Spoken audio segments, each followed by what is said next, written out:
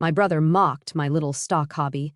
Then I revealed I secretly owned his $200 million startup. I was 27 when my brother Tyler launched his tech startup. He was 31, freshly graduated from Stanford's MBA program, and absolutely convinced he was the next Steve Jobs.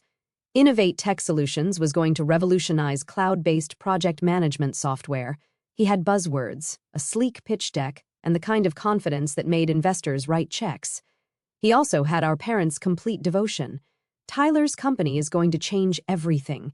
Dad had announced at Sunday dinner 3 years ago. This is the kind of innovation that builds generational wealth. Mom had beamed. Our son, the entrepreneur, a CEO at 31, I'd been sitting at the end of the table, as usual, eating my pasta quietly. I was working as a data analyst at a mid-sized firm, living in a modest apartment, driving a 10-year-old Honda. To them, I was the boring one, the safe one, the daughter who chose stability over ambition. What they didn't know was that I'd been day trading since college, not recklessly, but carefully, methodically studying patterns and building algorithms. I'd turned my graduation gift of $5,000 into $50,000 by age 23. By 25, I had $400,000. By 27, my portfolio was worth $2.3 million. I'd learned to keep it quiet. Every time I'd mentioned an investment win, Dad would say something like, lucky timing or beginner's luck. When I'd suggested I understood financial markets, Tyler had literally patted my head and said, that's cute, but there's a difference between playing with stocks and real business strategy. So I'd stopped mentioning it. I'd kept working my boring job, kept living in my modest apartment, and kept building my portfolio in silence. When Tyler had announced he was raising a Series A round for Innovate Tech, I'd done my homework. I'd analyzed his business model, studied his competition, and reviewed his technical architecture. The software was actually good, not revolutionary, but solid, well-designed, practical. With the right funding and execution, it could capture a meaningful market share. I'd wanted to invest, not because he was my brother, but because it was genuinely a good opportunity. I'd seen worse companies get $100 million valuations. Tyler's startup had real potential, but I'd known better than to approach him directly. So I'd created a shell corporation, Cascade Ventures LLC, and structured it through my investment advisor, Patricia Morgan, at Silver Lake Capital. Patricia managed my portfolio and understood the need for discretion. She'd set up the entity, filed all the proper paperwork, and made sure everything was completely legal and separate from my personal identity. Then, Patricia had reached out to Tyler's fundraising team with an investment offer, $40 million for 28% equity, a substantial Series A that would fully fund his product development, marketing, and expansion plans for the next 3 years. Tyler had been ecstatic. A $40 million commitment from a serious venture capital entity. It was more than he'd hoped for. The deal had closed in 6 weeks. Cascade Ventures became Innovate Tech's primary investor and majority stakeholder. I became my brother's boss, essentially, and he had absolutely no idea. A brewer, that was 3 years ago. Since then, I'd watched from behind the corporate veil as Innovate Tech grew. I'd attended board meetings via video conference with my camera off, labeled as Patricia Morgan, representing Cascade Ventures. I'd reviewed quarterly reports, approved budgets, and guided strategy decisions, all while Tyler thought he was reporting to some faceless investment firm. The company had done well, not spectacularly, but steadily. Revenue had grown from $0 to $18 million annually. They'd captured 3% of their target market. User retention was strong. The fundamentals were solid. But Tyler's ego had grown faster than his revenue. Every family dinner became a Tyler highlight reel. We just signed Microsoft as a client. Forbes mentioned us in their tech startups to watch list. I'm speaking at 3 conferences next month. Dad would beam with pride. Mom would show everyone photos on her phone. My son, the CEO. I'd smile, nod, and ask polite questions while internally reviewing the financial reports that told a more complete story. Yes, Microsoft was a client. A very small pilot program worth $50,000 annually. Yes, Forbes mentioned them in a list of 50 startups. 1 sentence. Yes, Tyler was speaking at conferences, mostly because I'd approved the marketing budget that paid for sponsor speaking slots. None of that diminished the company's success. But it wasn't the unicorn story Tyler presented to the family. The breaking point came at Mom's birthday dinner last month, November 15th. The whole family gathered at an upscale steakhouse. Tyler's treat, he'd insisted. He'd arrived in a new Tesla Model S, wearing a Breitling watch, carrying himself with the kind of swagger that made waiters uncomfortable. "The company's doing incredibly well," he'd announced during appetizers. "We're preparing for our Series B round, looking at a $200 million valuation." Dad had whistled $200 million, Tyler. "That's extraordinary. We're in talks with several major VC firms," Tyler had continued. "Sequoia is interested. Andreessen Horowitz sent feelers. This is the big leagues now." "Brr." I'd stayed quiet, cutting my steak because I knew the truth. We weren't preparing for a Series B. Our burn rate was too high, our growth too slow. The $200 million valuation was Tyler's fantasy, not market reality. Neither Sequoia nor Andreessen Horowitz had sent feelers. Their junior analysts had taken polite coffee meetings that went nowhere. But I'd learned not to correct him at family dinners. Bro, then Tyler had turned to me. "And you're being awfully quiet. Not impressed by your big brother's success?" "It's impressive," I'd said simply. "She doesn't really understand tech business," Mom had said apologetically. "It's very complex, actually," I'd said carefully. "I've been following the cloud software market pretty closely. It's fascinating how—" "Write your little stock hobby," Tyler had interrupted, grinning. "How's that going? Made your first million yet?" He'd said it like a joke, like the idea of me having serious money was absurd. "I'd do okay," I'd replied. "Em works hard," Dad had said in that placating tone that actually meant, let's humor her. "Data analysis is a solid career." "Solid," Tyler had repeated, smirking. "That's one way to put it. Look, Em, there's nothing wrong with a stable job. Not everyone is cut out for the startup world. Takes a certain kind of risk tolerance, vision, aggressive mindset. You're more of a steady player, and that's fine." I'd taken a sip of water and said nothing. Then Tyler had dropped the bomb. "Actually, speaking of investments, didn't you mention wanting to invest in Innovate Tech back when we were starting?" I'd frozen. I might have mentioned it, right? He'd laughed. "I remember you offered like $5,000 or something. Your investment fund." He'd used air quotes, grinning at our parents. "It was more than that," I'd said quietly. "Oh, sorry. Was it 10,000? Either way, we appreciate the thought, but Innovate Tech isn't really set up for small personal investments. We work with professional venture capital firms, institutional investors, people who understand how series funding works, equity structures, board governance. No offense, but it's just not the same league as playing with stocks on your lunch break." Hebrew from Mom had nodded sympathetically. "He's right, honey. His company deals with very sophisticated investors. It's not really appropriate for personal money." "I understand sophisticated investing," I'd said, keeping my voice level. "I'm sure you do, in your way," Tyler had said patronizingly. "But there's a difference between buying shares of Apple and structuring a multi-million-dollar venture capital deal. We're talking due diligence, term sheets, board seats, liquidation preferences. It's serious business." "I'm aware of term sheets," I'd started. "Em, look," Tyler had cut me off, leaning forward with that insufferable big brother expression. "I love you, you're my sister, but you have to understand. I can't mix family money with business. It's messy, and honestly, I don't think you'd be comfortable with the kind of risk we're taking. This isn't safe, stable 9-to-5 money. This is aggressive growth strategy. We're burning through capital to scale fast. It's not the kind of thing someone with your conservative approach would understand." "Conservative," I'd repeated. "Risk-averse," he'd clarified, "which is smart for you. You like your safe job, your safe investments, your safe life. Nothing wrong with that, but don't confuse that with what we're doing at Innovate Tech. We're playing a different game entirely." Dad had raised his glass. "To Tyler and Innovate Tech. May the Series B be everything you're hoping for." Everyone had toasted.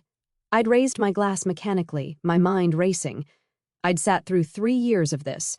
3 years of being patronized, dismissed, treated like I couldn't understand basic business concepts, while I literally owned 28% of his company, while I literally controlled his funding, while I literally sat on his board under a corporate pseudonym. The rage had been quiet but absolute. After dinner, I'd gone home to my modest apartment and opened my laptop. I'd pulled up the Cascade Ventures documentation, the shareholder agreement, the funding terms, the liquidation clauses. Then I'd called Patricia. Patricia, it's Emily.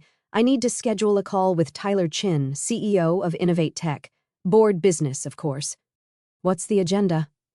I'd paused, thinking about 3 years of condescension, 3 years of being told I didn't understand business while I funded his entire operation, 3 years of watching him take credit for success that my money had built. Investment review, I'd said. I'm considering liquidating our position. There had been a long silence on the phone. Emily, you're the majority stakeholder.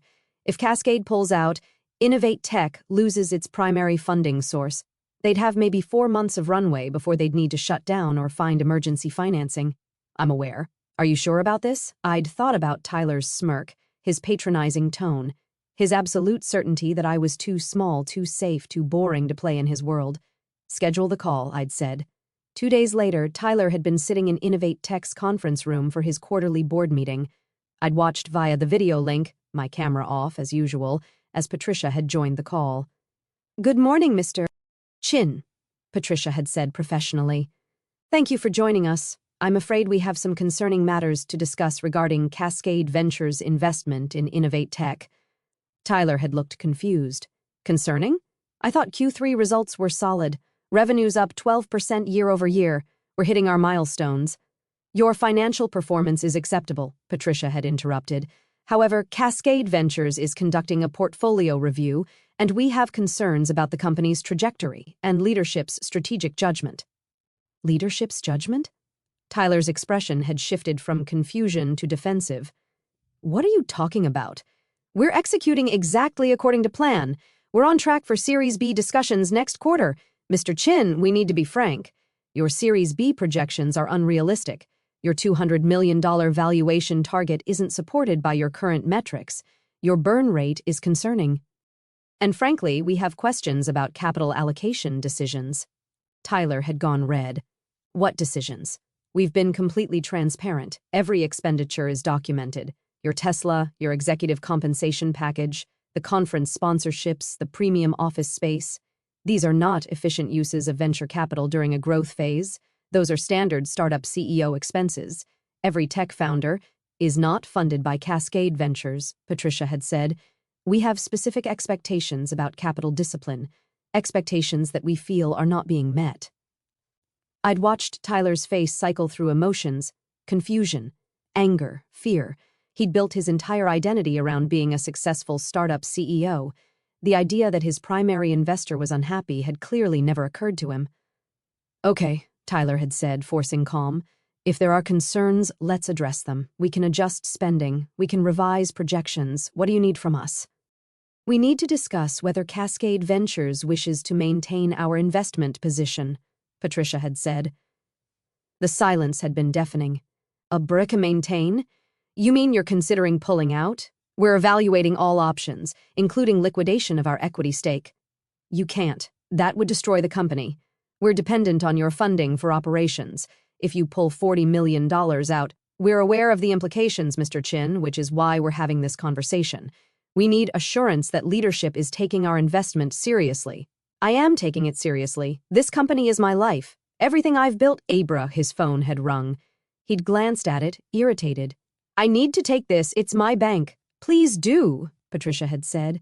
Tyler had answered, putting it on speaker. This is Tyler Chin. Mr. Chin, this is David Reynolds from Pacific Trust Bank. I'm calling about your business line of credit. We've been notified of potential changes in your company's capital structure, and we need to discuss your credit terms immediately. Tyler had gone pale. Changes? What changes? Our covenants require notification of any material changes in investor composition. We've received information suggesting your primary investor may be withdrawing. Is this accurate? We're just having discussions. Mr. Chin, if your Series A investor liquidates their position, your credit line will be immediately callable. That's $8 million you'd need to repay within 30 days. Tyler had looked at the video screen where Patricia's name was displayed. His expression panicked. This is a misunderstanding. Patricia, Miss Morgan, we can work this out. We'll need to see significant changes, Mr. Chin, Patricia had said firmly. Another phone had started ringing. Tyler's cell this time. He'd looked at the screen, his hand shaking slightly. It's our CFO. Answer it, Patricia had said. Tyler had switched calls. Brian, what's wrong? Tyler, I'm getting calls from two of our major clients. They're asking about company stability.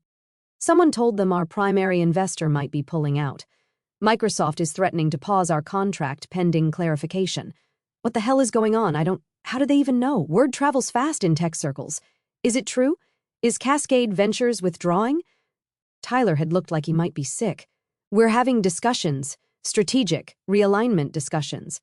Strategic realignment? Tyler, if we lose our primary funding, we're done. We have 4 months of runway, maybe less. We can't raise emergency Series B in that time. Everyone will know we're desperate. We'll get terrible terms or no terms at all. I know that, Tyler had snapped. I'm handling it. He'd ended the call and stared at the video screen. Patricia, Ms. Morgan, please. Let's talk about this rationally. What do you need? What will it take to keep Cascade invested? I'd unmuted my microphone for the first time in 3 years of board meetings. Hello, Tyler. His face had gone blank. Who? It's Emily. I'd watched him process the voice, confusion, recognition, complete disbelief. Why are you on this call? Because I'm Cascade Ventures, I'd said simply. I'm your primary investor. I own 28% of your company. I've owned it for 3 years. His silence stretched so long I thought the call had frozen. That's not possible, Tyler had finally said. Cascade is a venture capital firm, a real VC firm with institutional backing. Cascade is a shell corporation I created through my investment advisor. It's my money, Tyler. All $40 million of it. Mine. You don't have $40 million. I have $47 million currently. I had $52 million when I invested in you. I've made about $5 million profit on other investments since then, and your company's equity value has appreciated roughly $7 million. So, my Innovate Tech stake is now worth about $47 million total. He'd stared at the screen like I was speaking another language. That's impossible.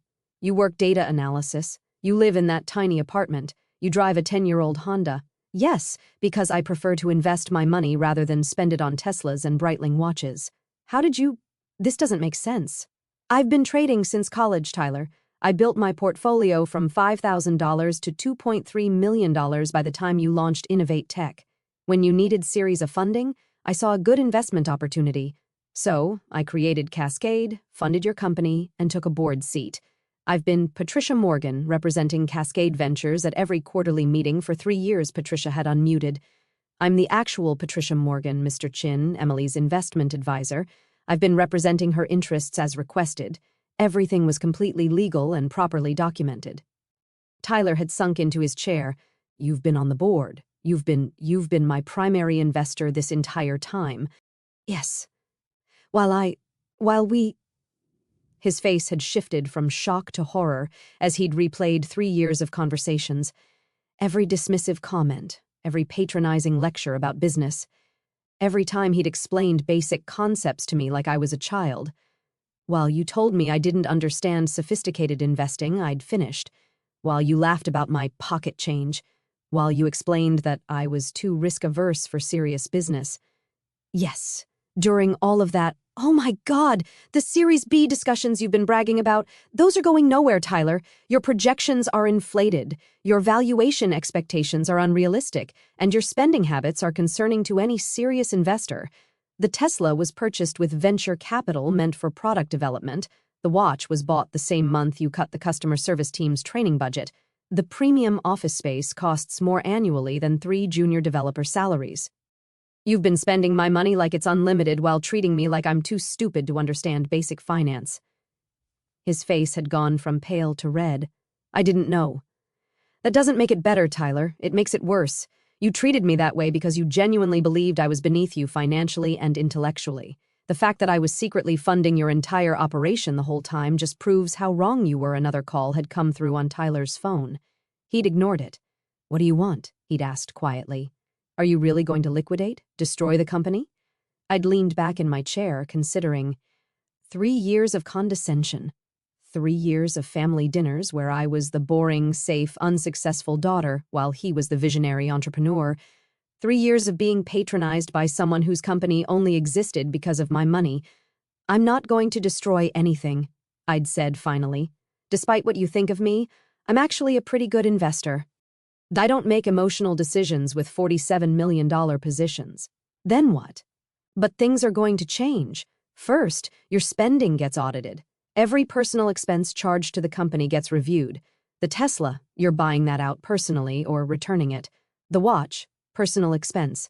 The conference sponsorships that are really just vanity speaking slots, cut entirely. Tyler had nodded frantically. Done. Absolutely. Brooke, second, your compensation package gets restructured. You're currently paying yourself $280,000 annually plus equity.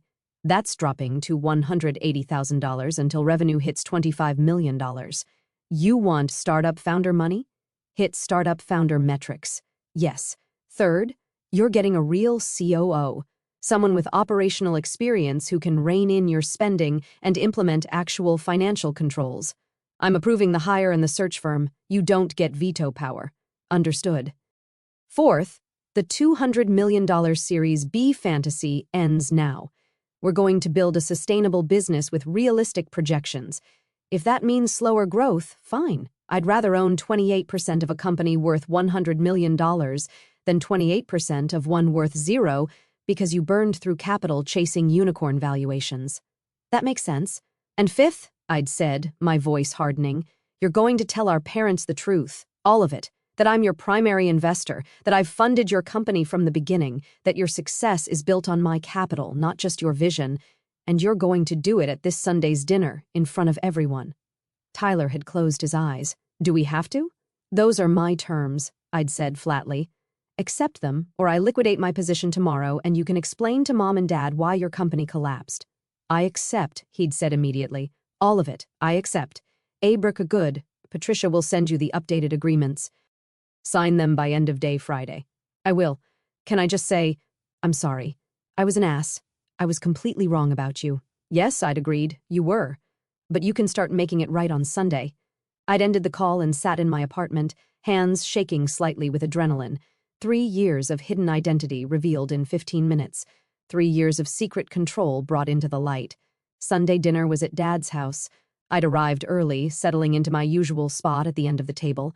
Tyler had come in looking like he might throw up, which gave me a certain satisfaction.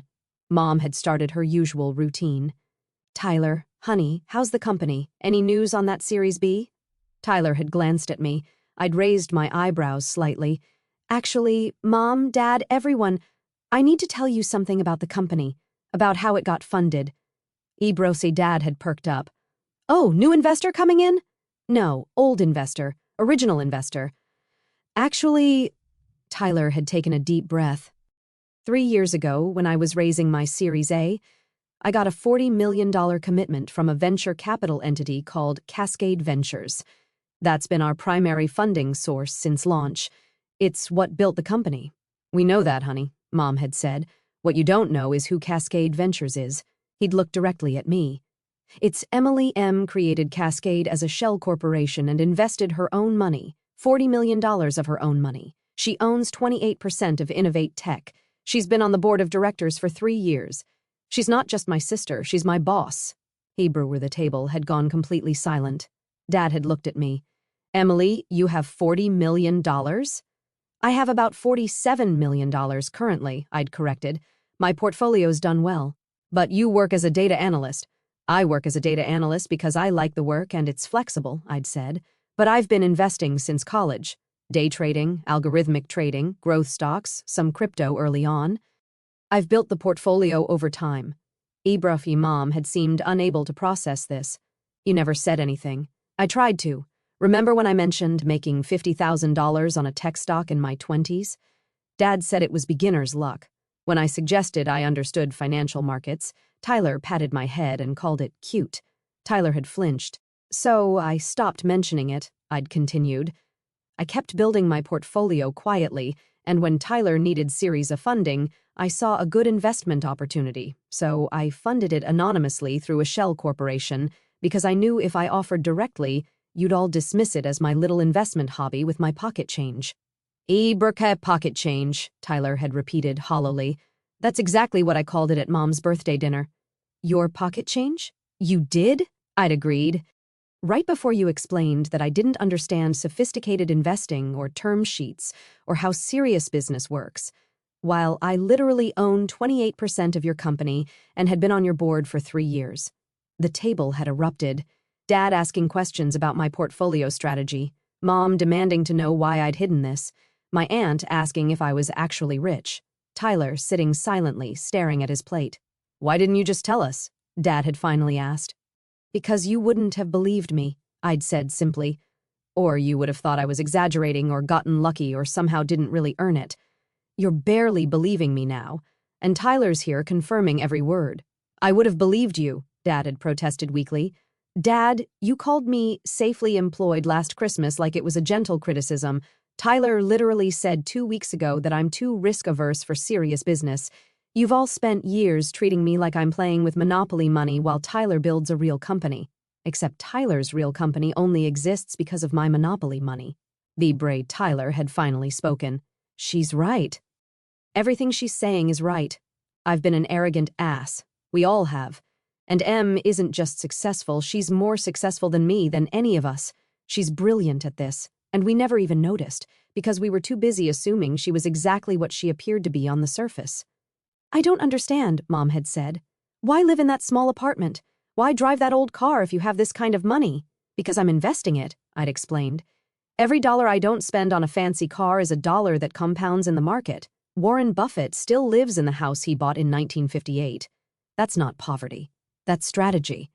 Dad had looked at me differently. Not dismissively, not placatingly, but with actual respect, maybe for the first time in my adult life. "Emily," he'd said slowly, "I owe you an apology. A real one. I've underestimated you significantly." "We all have," Tyler had added. "And I'm sorry for everything. Every dismissive comment, every patronizing explanation, every time I made you feel small. You've been keeping my company alive, and I've been treating you like you couldn't understand a balance sheet." "You really couldn't?" I'd asked pointedly. He'd smiled slightly. "Apparently not as well as you do." Briefly, the conversation had shifted then. Dad asking about investment strategies, Mom wanting to know how I'd learned to trade, everyone suddenly very interested in my boring career and safe choices and modest lifestyle. The power dynamic had shifted completely, not just with Tyler, but with the entire family. I wasn't the overlooked youngest anymore. I was the secret genius who'd funded her brother's entire empire while he patronized her. Later, Tyler had caught me in the kitchen. "Em, for real, are we okay? The company? I mean, you're not actually going to pull funding, right?" "Not if you follow the new terms," I'd said. "Cut the wasteful spending, hire the COO, build sustainably. Do that and we'll be fine." "I will, I promise." He paused. "I really am sorry. I was so focused on being the successful one. I never considered that you already were." "I know," I'd said. "But Tyler, don't tell me you understand business better than I do anymore. I literally own your business." He'd laughed, but it was humble. "Yeah, I got that message pretty clearly. The story had made it into the family lore. The time Emily revealed she was secretly rich and had been funding Tyler's company the whole time.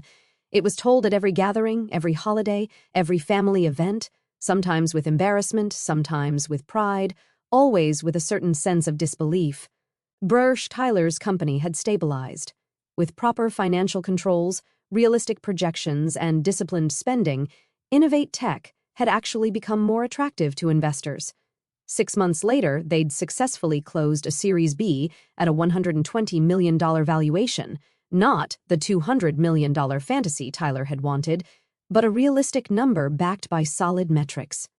My 28% stake was now worth approximately $34 million, a decent return on my original $40 million investment when combined with the dividend distributions I'd received.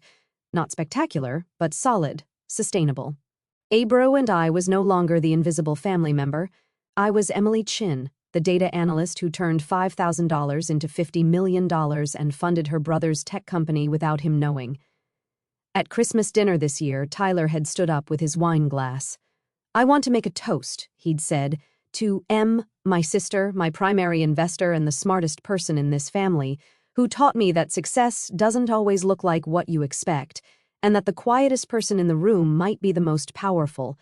Everyone had raised their glasses. I'd smiled, staying seated at the end of the table. My choice now, not a relegation. To Em, they'd chorused.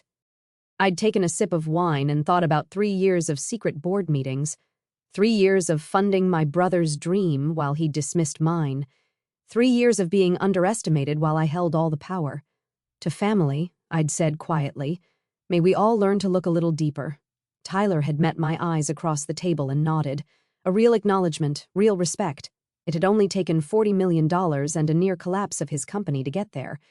But I suppose some lessons were expensive.